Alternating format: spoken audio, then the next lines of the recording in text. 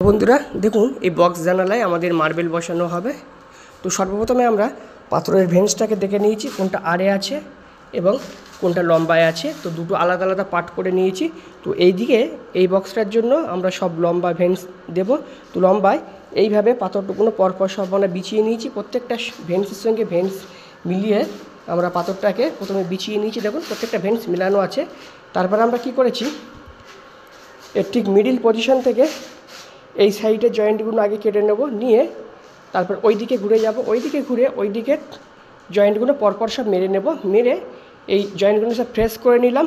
Fresh করার পরে আমরা এটা মাপ নেব, বক্সটা যতটুকু মল্ডিং এই দিকে বার করছি এবং ওই দিকে কতটুকু মল্ডিং বার করছি ওটা দেখে নেব।